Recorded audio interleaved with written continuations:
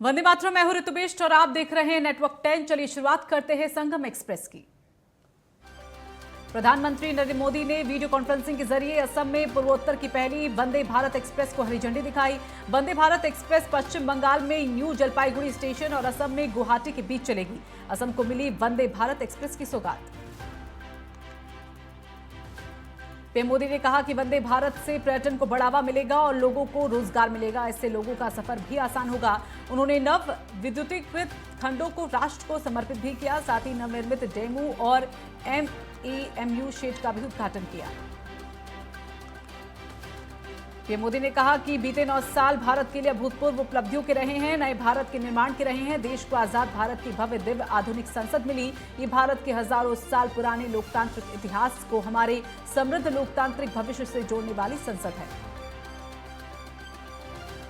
PM Modi ने कहा कि असम सहित पूरे नॉर्थ ईस्ट की रेल कनेक्टिविटी के लिए एक बहुत बड़ा दिन। नॉर्थ ईस्ट की कनेक्टिविटी से जुड़े 3 काम एक साथ हो रहे हैं। नॉर्थ ईस्ट को अपनी पहली made in India Vande Bharat express मिल गई। पीएम ने कहा कि असम और मेघालय के लगभग 425 किलोमीटर रेलवे ट्रैक पर बिजलीकरण का काम पूरा हो गया। लामडिंग में नवनिर्मित डेमो मेमो शेड का भी लोकार्पण हुआ है। पीएम मोदी ने कहा कि भारत में हो रहे इंफ्रास्ट्रक्चर के काम की पूरी दुनिया में बहुत चर्चा हो रही है। इंफ्रास्ट्रक्चर जीवन को आसान बनाता है।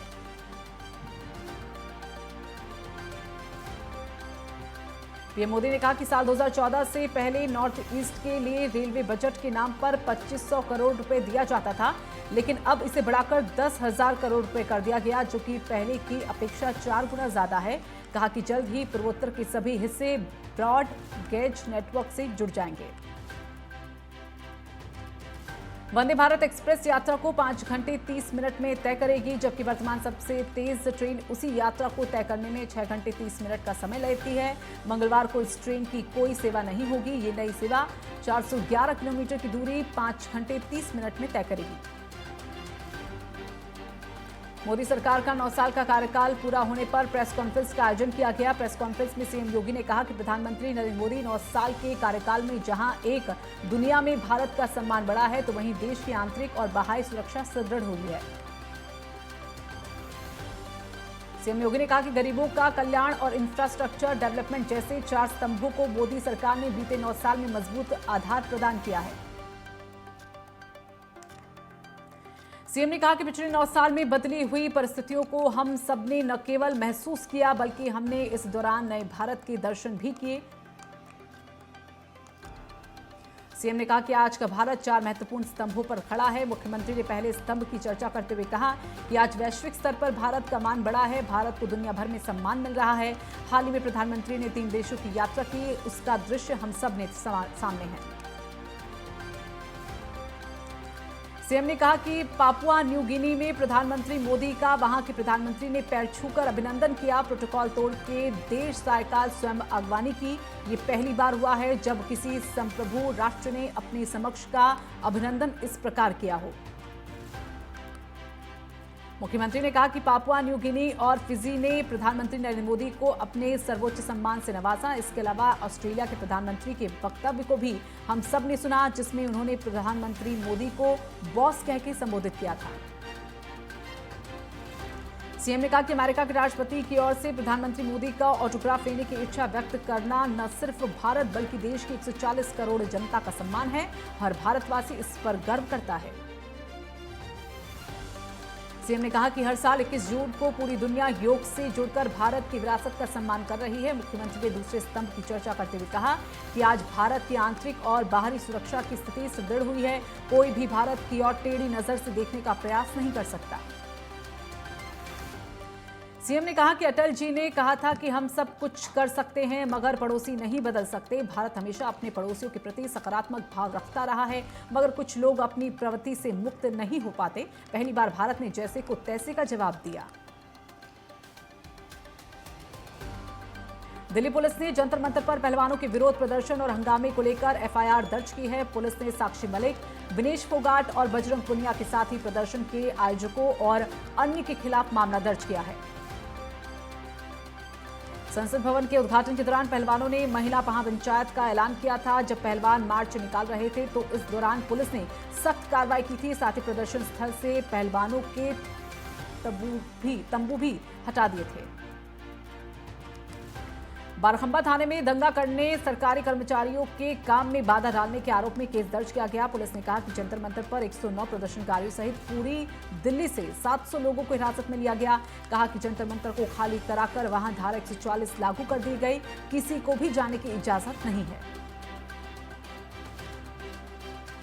पाकिस्तान की तरफ से भारतीय सीमा में हेरोइन तस्करी की कोशिशें लगातार बढ़ती जा रही हैं, लेकिन बीएसएफ की मुस्तैदी के कारण हर कोशिश को नाकाम किया जा रहा है। सीमा सुरक्षा बल ने भारत पाकिस्तान सीमा के पास भारतीय क्षेत्र के गांव में पाकिस्तानी ड्रोन को मार गिराया। बीएसएफ के जवानों ने अमृतसर के धनोह खुर्द गांव में ड्रोन की आवाज सुनी।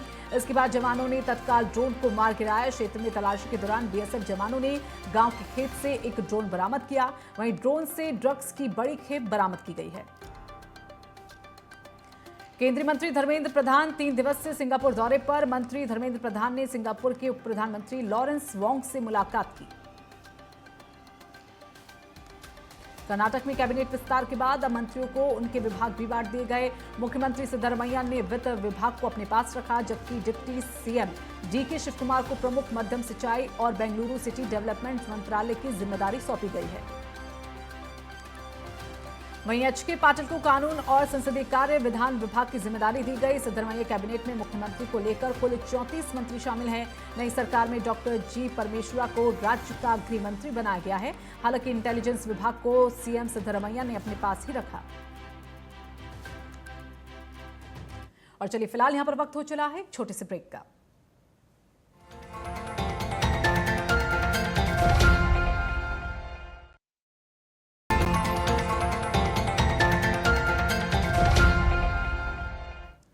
और ब्रेक के बाद एक बार फिर से स्वागत है आपका। एक बार फिर से रुक करते हैं संगम एक्सप्रेस का।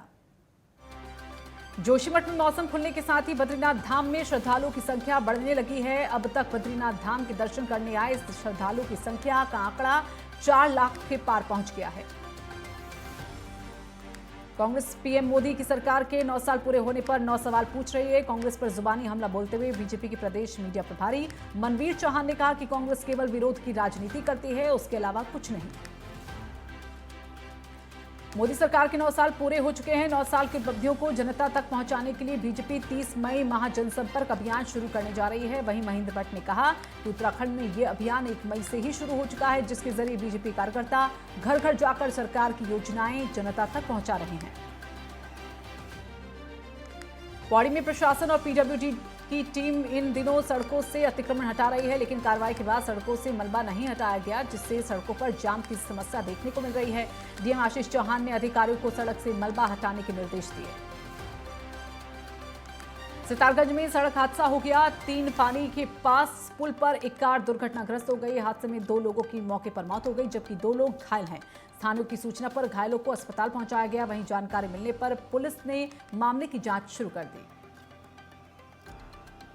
सहारनपुर में शपथ ग्रहण के बाद मेयर डॉक्टर अजय सिंह नगर निगम पहुंचे, जहां पर उनका जोरदार स्वागत हुआ। इसके बाद उन्होंने पदभार ग्रहण किया। उन्होंने अपनी प्राथमिकताएं गिनाई। कहा कि उनका अंतिम मकसद व्यक्ति तक सरकारी योजनाओं को लाभ पहुंचाना है। जबलपुर में पुलिस ने मुखबिर की सूचना पर बदमाश को गिरफ्तार किया। बदमाश धमाका करने की फिराक में था। बदमाश से 3 जिंदा बम बरामद किए गए। फिलहाल पुलिस बदमाश से पूछताछ कर रही है। सर्विलांस टीम की मदद से पीलीभीत पुलिस ने 67 मोबाइलों को बरामद किया है। इनकी कीमत 8 लाख से ज्यादा है। वहीं अपने खोए हुए मोबाइलों को पाकर लोगों के चेहरे पर खुशी खिलाई है। मोहाली में कैबिनेट मंत्री चेतन सिंह ने बागवानी कार्यालय में छापेमारी की। इस मौके पर 6 कर्मचारी अनुपस्थित पाए गए, जिन्हें मंत्री ने मौके पर बुलाकर फटकार लगाई। मंत्री ने कहा कि उन्होंने निदेशक बागवानी पंजाब के कार्यालय का औचक निरीक्षण किया। उत्तराखंड में दूसरी G20 anti corruption working group की बैठक का संपन्न हो गई। बैठक में भ्रष्टाचार के खिलाफ वैश्विक एकजुटता पर जोर दिया गया। बैठक संपन्न होने के बाद विदेशी मेहमान औड़ी गांव पहुंचे, जहां स्वयं सहायता समूह की महिलाओं ने पारंपरिक अंदाज में उनका स्वागत किया। गांव में भ्रमण के दौरान विदेशी मेहमान उत्तराखंड की लोक संस्कृति, ग्रामीण परिवेश से रूबरू हुए। पिथौरागढ़ जिले के गंगौलीहाट के लाल का सिक्किम में पेट्रोलिंग के दौरान निधन हो गया। सिक्किम चीन सीमा पर पेट्रोलिंग के दौरान जिले के एक आईटीबीपी जवान की अचानक तबीयत बिगड़ने से निधन हो गया। जवान के निधन पर परिवार में कोहराम मच गया। राजस्थान के सुमित पवार पर्यावरण संरक्षण का संदेश लेकर साइकिल यात्रा पर निकले। इस बीच सुमित पवार रुद्रप्रयाग की तुंगनाथ घाटी में पहुंचे। ग्रामीणों ने उनका जोरदार स्वागत किया। सुमित ने पर्यावरण संरक्षण के महत्व का जिक्र किया। कहा कि उनका लक्ष्य NIM उत्तरकाशी से ट्रेनिंग लेकर एवरेस्ट को फतेह करना है। धौलपुर में 11 kV हाईटेंशन लाइन की चपेट में आने से 2 पैंथरों की मौत हो गई। मृत पैंथरों में एक पैंथर नर और एक पैंथर मादा है। 2 पैंथरों की मौत की खबर मिलने के बाद वन विभाग के आला अधिकारियों में हड़कंप मच गया। फिरोजाबाद के रनिया गांव में बेटे ने गोली मारकर मां बाप की हत्या कर दी। घटना के बाद इलाके में सनसनी फैल गई। पुलिस ने शवों को पोस्टमार्टम के लिए भेज दिया और मामले की जांच को शुरू कर दिया। नोएडा के सेक्टर 77 में पिता और बेटे ने आत्महत्या कर ली। इस दौरान सुसाइड नोट में बीमारी से परेशान होने का जिक्र किया गया। घटना से परिजनों में कोहराम मच गया। फिलहाल पुलिस मामले की जांच में जुट गई। गाजियाबाद के लोनी में फायरिंग का मामला सामने आया। उत्तरांचल कॉलोनी में बाइक सवार 2 बदमाशों ने एक घर के बाहर फायरिंग कर दी। फायरिंग में एक युवक और एक महिला घायल हो गए। घायलों को इलाज के लिए अस्पताल में भर्ती कराया गया। मिर्जापुर के विंध्याचल थाना क्षेत्र में पुलिस और बदमाशों की मुठभेड़, जिसमें पुलिस ने 5 बदमाशों को गिरफ्तार किया। बदमाशों के पास से 2 बाइक, 1 तमंचा, 1 कारतूस और 1 चाकू बरामद हुआ। धौलपुर में एक महिला की संदिग्ध हालातों में मौत हो गई। सूचना पाकर मौके पर पहुंची पुलिस ने शव को पोस्टमार्टम के लिए भेजा। वहीं महिला के परिजनों ने ससुराल पक्ष पर दहेज के लालच में हत्या करने का आरोप लगाया। कटिहार में साइबर फ्रॉड गिरोह का बड़ा खुलासा हुआ। पुलिस ने 12 साइबर ठगों को गिरफ्तार किया है। साथ ही आरोपियों के पास से 30 मोबाइल और 8 लैपटॉप जब्त किए। छतरपुर के ललगुआ गांव में आकाशीय बिजली गिरी, जिसकी चपेट में आकर एक व्यक्ति घायल हो गया। परिजनों ने घायल को अस्पताल पहुंचाया, जहां डॉक्टर ने उसे मृत घोषित कर दिया। फिरोजाबाद में गत्ता फैक्ट्री में भीषण आग लग गई। फैक्ट्री में अचानक आग लगने से भगदड़ मच गई। आग लगने से लाखों रुपयों का सामान जलकर राख हो गया। कड़ी मशक्कत के बाद आग पर काबू पाया गया। उत्तरकाशी के डीएम अभिषेक रोहेला ने बोर्ड परीक्षा में उम्दा प्रदर्शन करने वाले छात्रों को सम्मानित किया। गंगोत्री भवन में आयोजित कार्यक्रम में डीएम ने छात्रों और अभिभावकों से मुलाकात की और छात्रों को पुरस्कार से सम्मानित किया। उत्तराखंड में इन दिनों चारधाम यात्रा जोरों पर है। श्रद्धालुओं की आस्था मौसम की दुश्वारियों पर भारी पड़ी। केदारनाथ में दिनों दिन श्रद्धालुओं की भीड़ उमड़ रही है। जिला प्रशासन के मुताबिक रोजाना 20 से 22 हजार श्रद्धालु बाबा केदार के दर्शन कर रहे हैं।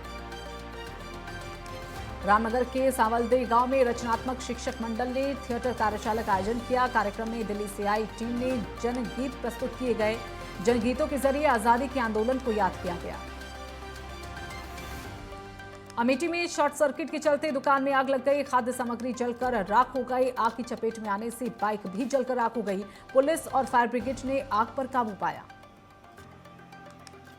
दिल्ली में लड़की की चाकू से गोदकर हत्या कर दी गई। हत्या का आरोपी बुलंदशहर से गिरफ्तार किया गया। सीसीटीवी कैमरे में पूरी घटना कैद हो गई। मामला दिल्ली के शाहबाद डेरी इलाके का है।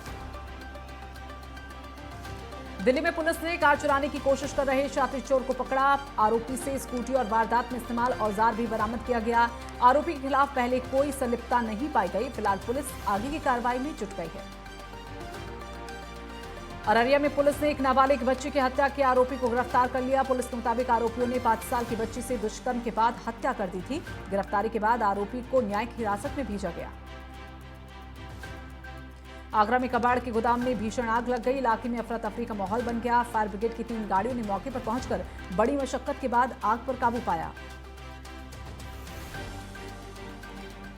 फिरोजाबाद में दबंगों का कहर देखने को मिला, जहां पैसे के लेन देन के विवाद में दबंगों ने एक दुकानदार के साथ मारपीट की। साथ ही दबंगों ने दुकानदार पर दिन दहाड़े गोली चलाई। फायरिंग का ये पूरा प्रकरण सीसीटीवी में कैद हो गया।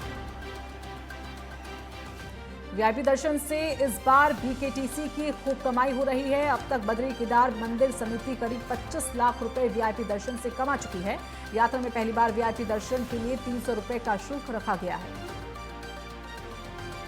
पॉल्यूशन बोर्ड के सचिव सुशांत पटनायक ने रामनगर के जिम कॉर्बेट नेशनल पार्क का दौरा किया। उन्होंने रामनगर के वन विभाग के अधिकारियों और रिजॉर्ट संचालकों के साथ प्रदूषण को लेकर बैठक का आयोजन किया। और इस मौके पर उन्होंने कहा कि केंद्र सरकार और सुप्रीम कोर्ट की तरफ से पर्यावरण संरक्षण एवं नदियों की सफाई को लेकर गाइडलाइन जारी की जा रही है। इसी को लेकर विभाग द्वारा उत्तराखंड के कई इलाकों में निरीक्षण किया जा रहा है। जौनपुर के त्रिशूल हॉस्पिटल में एक मरीज की जान चली गई। परिजनों का आरोप है कि अस्पताल में आए मरीज को गलत इंजेक्शन लगाया गया, जिससे उसकी मौत हो गई, जिसके बाद परिजनों ने हंगामा किया और पुलिस से शिकायत कर न्याय की गुहार लगाई। जौनपुर में जमीनी विवाद को लेकर दो पक्षों में जमकर मारपीट, जिसमें दोनों पक्षों से लगभग आधा दर्जन लोग बुरी तरह घायल हुए। पुलिस ने घायलों को अस्पताल में भर्ती कराया।